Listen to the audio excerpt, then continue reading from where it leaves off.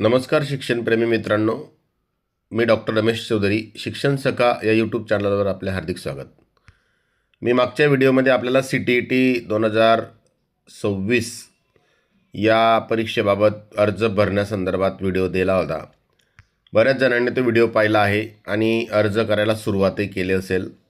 तर पुन्हा सर्वांना सांगेल की 8 फेब्रुवारी 2026 या CTETच्या परीक्षेसाठी जास्तीत जास्त शिक्षक आणि भावी शिक्षकांनी अर्ज करावा.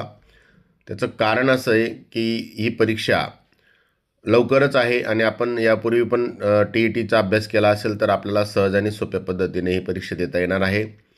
परीक्षेची महत्त्वाच्या ज्या तारखा आहेत मी यापूर्वीच आपल्याला दिलेल्या आहेत, पण तरीसुद्धा आपल्या सर्वांना सांगेल की सर्वजण 18 डिसेंबरच्या आधी आपला फॉर्म भरा, कारण परीक्षा ही 8 फेब्रुवारी रोजी होणार आहे. 2 सेशन्समध्ये पहिला पेपर होणार आहे दुपारी 2:30 ते 5 आणि दुसरा पेपर होणार आहे सकाळी 9:30 ते 12.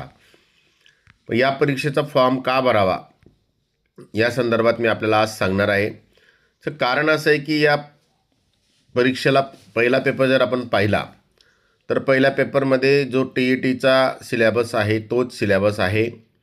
फक्त फरक काय आहे, तर फरक असा आहे की TETचा पेपर हा मराठी आणि इंग्रजी यासह उर्दू जे महाराष्ट्रातल्या 9 भाषा आपण वेगवेगळ्या शिकतो त्या भाषांच्या साठी असतो आणि त्या माध्यमातून त्यांचे पेपर असतात. इथे मात्र पेपरचे मीडियम हे फक्त हिंदी आणि इंग्रजी हे 2च असतात.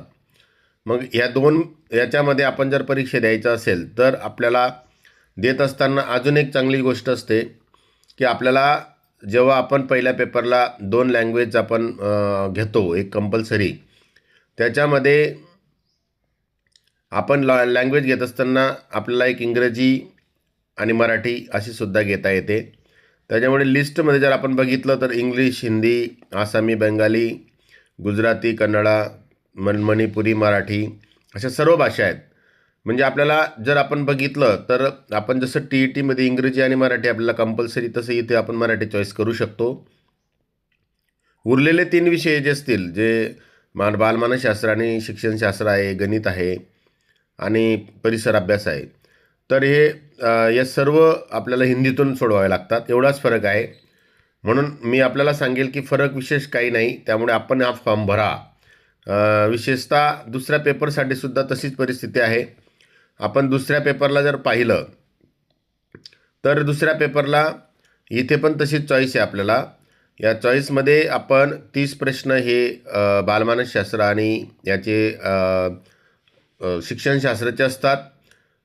गणित आणि सायन्स हा ग्रुप ज्यांचा असतो त्यांच्यासाठी 60 प्रश्न असतात आणि सोशल सायन्स जो ग्रुप आहे त्याच्यामध्ये सर्व सोशल सायन्सचा ग्रुप असेल तर आपण चॉईस करून तो आपण 60 गुणांसाठी असतो, 60 प्रश्नांसाठी असतो. इथे सुद्धा लँग्वेज 2 आहेत आणि या 2 लँग्वेजमध्ये आपल्याला इथे सुद्धा चॉईस आहे. इथे आपण याच प्रकारे इंग्लिश, हिंदी किंवा हिंदी, मराठी अशा 2 भाषा आपण घेऊ शकतो. त्यामुळे CTET पास होणं एवढं अवघड नाही आहे. मला असं वाटतं की आपण जास्तीत जास्त शिक्षकांनी आणि भावी शिक्षकांनी हा अर्ज करावा. Main question paper shall be bilingual Hindi आणि इंग्लिश. म्हणजे बाकीची प्रश्नपत्रिका जी आहे ती पूर्ण हिंदी आणि इंग्लिश याच्यात असते. त्यामुळे दोघं मीडियममधून आपण वाचून आपण पेपर सोडवू शकतो. या दृष्टीने आपल्याला तयारी करावी लागेल. आणि क्वालिफाईंग क्रायटेरियासुद्धा जवळपास सारखाच आहे की 60% हा ओपनसाठी आहे आणि इतरांसाठी 55% आहे. त्यामुळे क्वालिफाईंग क्रायटेरियासुद्धा काही विशेष बदल नाही. त्यामुळे याचे आपण जर विचार केला तर व्हॅलिडिटी जर आपण बघितली प्रमाणपत्राची तर ती लाईफ टाईम मिळते. आयुष्यभरासाठी आपण TET पास म्हणून या ठिकाणी डिक्लेअर होतो आणि याचा उपयोग फक्त महाराष्ट्रातच नाही तर भारतातल्या वेगवेगळ्या राज्यांमध्ये असेल किंवा केंद्रीय ज्या परीक्षा असतात CBSEच्या, केंद्रीय विद्यालयाच्या, नवोदय विद्यालयाच्या, तर याच्या भरतीसाठी सुद्धा या CTETच्या उत्तीर्णतेचा फायदा आपल्याला होतो. TGT आणि UGTसाठी आपल्याला या ठिकाणी किंवा प्रायमरी टीचर म्हणून आपण नवोदय विद्यालय, केंद्रीय विद्यालयामध्ये सुद्धा आपण ॲप्लाय करून नोकरी मिळवू शकतो. म्हणून मला असं वाटतं की आपण हा फॉर्म भरला पाहिजे. जास्तीत जास्त शिक्षकांनी फॉर्म भरा. याबद्दल आपल्याला काही शंका असतील तर माझ्या कमेंट बॉक्समध्ये लिहा. मी परीक्षेच्या अभ्यासाची तयारी कशी करायची आणि याचे फायदे काय आहेत हे पण आपल्याला पुढच्या व्हिडिओमध्ये आपल्याला सांगणार आहे. तर आपण आतापर्यंत व्हिडिओ पाहिला असेल तर लाईक करा, कमेंट करा आणि सबस्क्राईब करा. आपल्या मित्रांना शेअर करा. आपल्या सर्वांना पुनश्च मनापासून शुभेच्छा. धन्यवाद.